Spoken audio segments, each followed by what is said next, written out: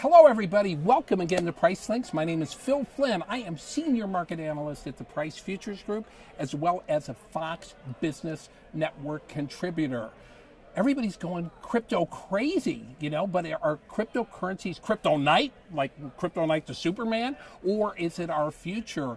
I have a gentleman here today, Sean Worthington, that thinks cryptocurrencies are in your future, but a different type of cryptocurrency that you might be thinking of. Sean, welcome here. Thank you very much for having me. Sean, it's great to have you here. You invented your own cryptocurrency. That's right. What made you want to invent a cryptocurrency? Well, I was working on my PhD in computer information systems. Really? You have one of those? Very good. Well, I'm getting close to it. Okay, good. Okay. And I realized that monetary systems are just information systems, and money plays the role of data. And so if we take all of the stuff that we know about data and apply it to money and monetary systems, we can actually create what I think is the world's most perfect monetary system. And that's what CloudCoin tries to be. That's fantastic. I mean, obviously here at the CME Group, we've traded currencies for many, many years. And you're right. I mean, if you look at these boards, this is data. Mm-hmm. It's trying to find what the real value is of something. You got buyers and sellers going back and forth. And sometimes it's one of the most efficient ways to do it. And as you know, the CME was a big a leader in cryptocurrencies by having, a futures contract that brought it legitimacy. Absolutely.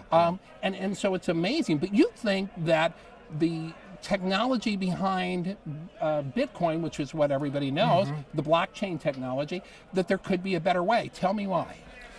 Well, Bitcoin doesn't, it was the first technology to solve what's called the physical integrity problem of digital money. Wonderful. And that means basically that with any kind of digital thing, how can you stop somebody from copying and pasting it a million times? Exactly. How can you stop the government from coming in and turning off the servers?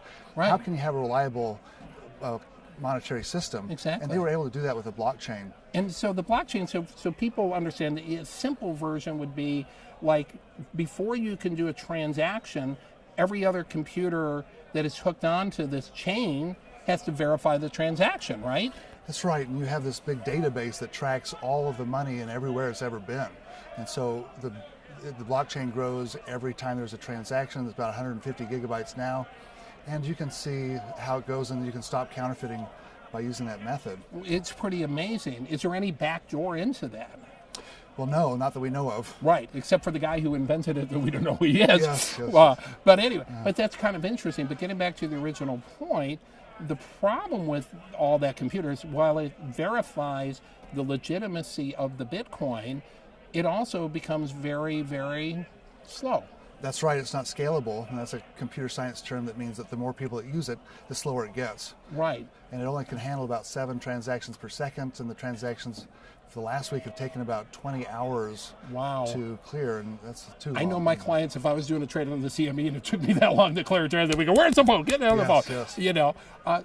So you see that as a problem. Mm-hmm. What do you think are the positives of Bitcoin? Well, the positive is that you can buy at your computer, just like you were buying with cash, anywhere in the world, day or night.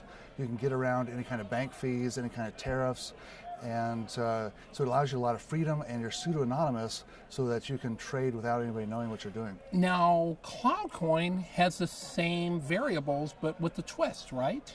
That's right. So instead of we're the second mover technology, and we have something called the RADA, which is the Redundant Array of Independent Detection Agents.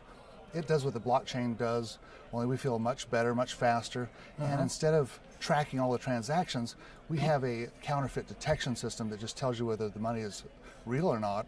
And we can do that in a couple of milliseconds. And you're doing this instead of computers verifying the transaction. How do you then verify that it's true then in the cloud? So we have these things called CloudCoins. They're files, and they have basically 25 passports or passwords, and there's clouds all over the world, Taiwan, Australia, Russia, America, everywhere. And when you go to exchange one of these, you check the passwords to see if they're real. Right. This happens at the speed of light. It happens within a second. It's all in parallel. And then when it comes back and it's real, you can also then change those passwords so only you know them. And so that's how we know who owns the money, is who owns or who knows the passwords of that money. So would this be unhackable then? we believe it's unhackable. Otherwise, there'd be no point in it. I gotcha. Very interesting. Yeah. So tell me what your vision is. The question is, how can you use these coins right now? Or I know it's very new. I mean, how is the fungibility of moving them and selling them at this point? And what's your vision for that in the future? Well, we're about a couple months away from having what we call the SDK, the software development kit. And that's going to allow CloudCoin to be the first money to be actually imported into software. Wow. And this means that we can actually bring it into video games, we can bring it into accounting systems, and it's going to revolutionize everything because we can do it within seconds. There's no transaction cost. It's so efficient.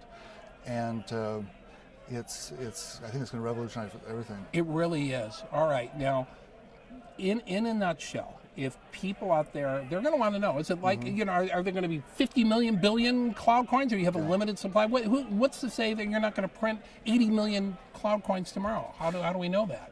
Well, it's part of the algorithm. Okay. But would it bring down the entire system if you did? Well, it would be clear because we have a certain amount of serial numbers. Okay. We have 1 through 16,777,216. Right. Oh, I gotcha. And so if you see anything outside of that range, you know it's not real. I gotcha. And so we have a fixed amount, no counterfeiting ever. We don't mine them, we don't create any new ones. Right. If we need to keep the value down for a unit of account, we can split the whole system. And so it's kind of like stock splits. Right. And we can split it many times to make it work. This sounds fascinating. So you think, now, there's a new song that came out, Mama Don't Take My Kodak Coins Away, because Kodak's into this. Everybody's into cryptocurrencies.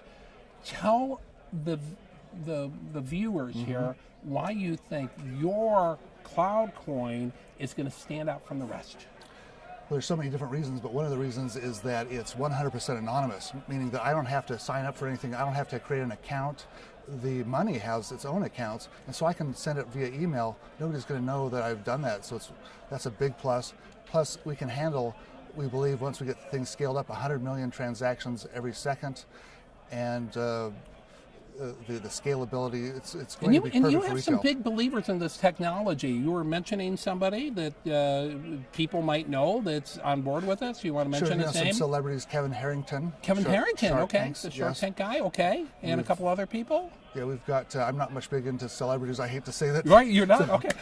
He hasn't seen Trading Places. This is a guy who hasn't seen Trading Places. We got to get him to see Trading Places because he is a genius, but he has to look at this trading stuff. But John St. Pierre, who is a MMA fighter in Canada. Wow, no kidding. Us, yes. Well, I don't want to mess with that guy, so don't mess with the CloudCoin guys. All right, if people want to learn more about this, can they email you, call you, tell them what you can do?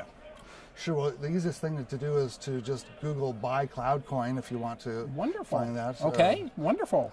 And it could go to zero, or it could go to...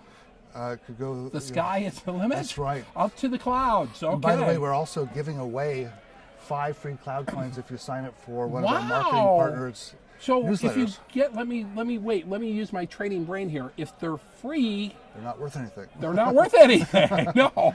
Okay. But they could be. CloudCoin is different in that instead of having an ICO where we try to sell them all off, we're spending them into existence. Wow. And part of that expenditure is marketing. And so we do allow people to have 5 free CloudCoins. Wow. If they go to digitalfrontiernews.com, sign up for the newsletter. Wonderful. They can also get a free copy of my book, a free copy of his book. Oh, you can't lose. All right, this is great. Sean, thank you for coming here. Thank you very much for having me. I'm learning a lot about cryptocurrencies. Thanks for being here, and thanks everybody for Price Links.